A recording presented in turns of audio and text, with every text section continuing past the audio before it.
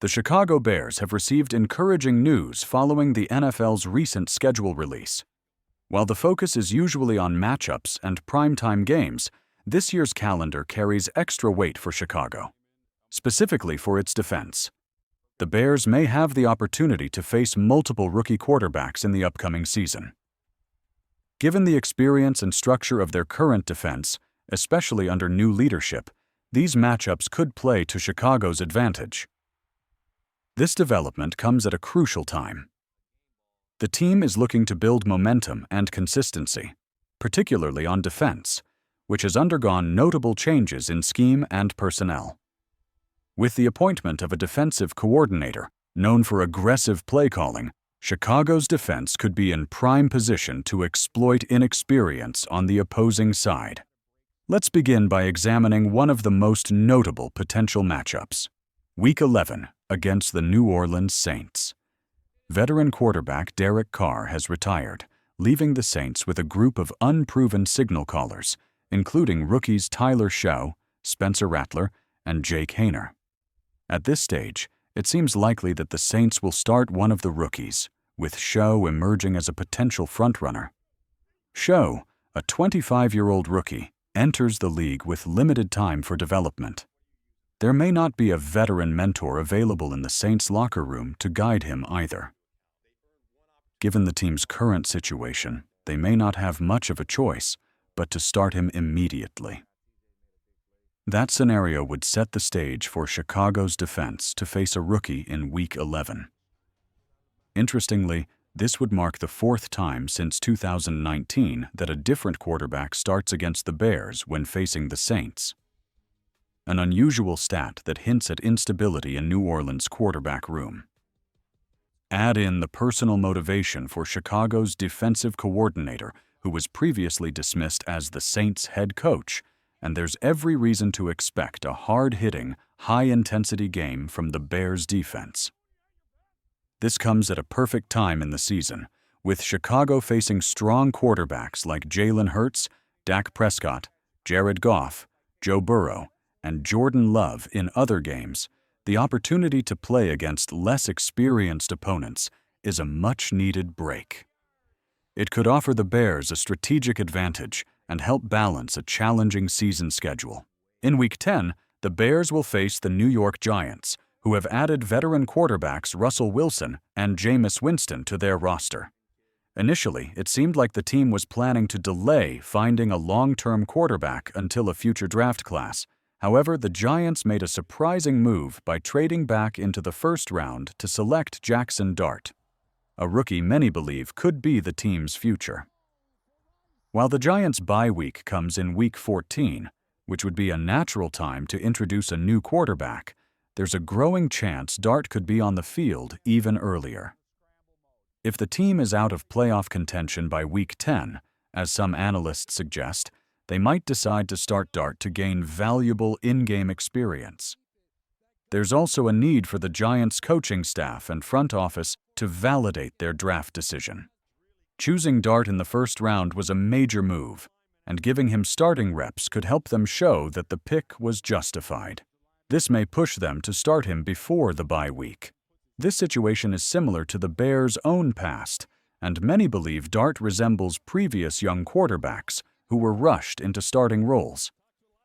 If he does start against Chicago, he'll be facing a defense that thrives on creating pressure and capitalizing on mistakes. Chicago's revamped secondary is built to take advantage of turnovers, and the front line will be prepared to challenge Dart at every opportunity. Another interesting matchup awaits in Week 15, when the Bears will travel to face the Cleveland Browns. The Browns have made several unexpected moves at quarterback this offseason. In the third round, they selected Dillon Gabriel, and in the fifth round, they moved up to grab Shedeur Sanders. While both are rookies, Cleveland's decision to trade up for Sanders indicates that he might be the more likely choice to see the field.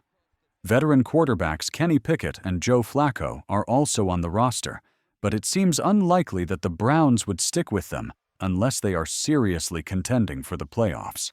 Analysts believe Week 7 could be the first real opportunity for Sanders to start, with a bye week following soon after for Cleveland. That would allow him time to settle in and be evaluated ahead of Week 15, when the Bears visit. Whether it's Sanders or Gabriel starting, the Bears are again likely to face an inexperienced quarterback. This benefits Chicago greatly, especially as the season heads into its later stages. By then, the Bears' defense will have fully adjusted to its new system and could be performing at its peak. In addition to the scheduled matchups already mentioned, there's the potential for another rookie quarterback encounter in Week 12 when the Bears face the Pittsburgh Steelers. The outcome depends on whether veteran Aaron Rodgers decides to sign with the Steelers. If not, Will Howard could be starting by that point in the season. That game is still months away, but the likelihood of Chicago facing another young quarterback cannot be ignored.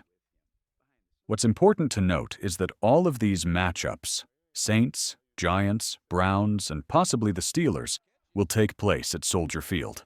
Playing at home gives Chicago's defense even more of an advantage, with crowd support and familiar conditions making life harder for opposing rookies.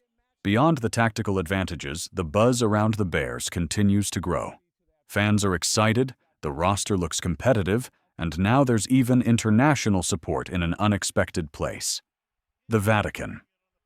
During a recent meeting, Vice President J.D. Vance visited the Vatican and gifted Pope Leo, who was born in Chicago, a customized Bears jersey. According to reports, the Pope accepted the jersey warmly, simply commenting, "Good choice."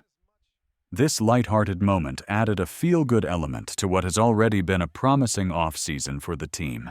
While it's obviously not a football-related move, the gesture brought smiles to Bears fans around the world.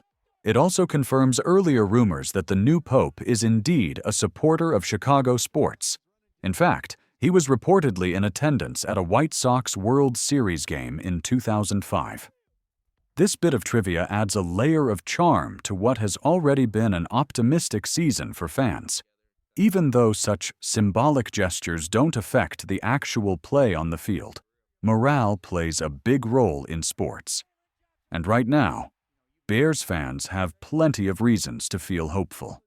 The team appears ready to capitalize on one of the most favorable quarterback matchups in recent memory.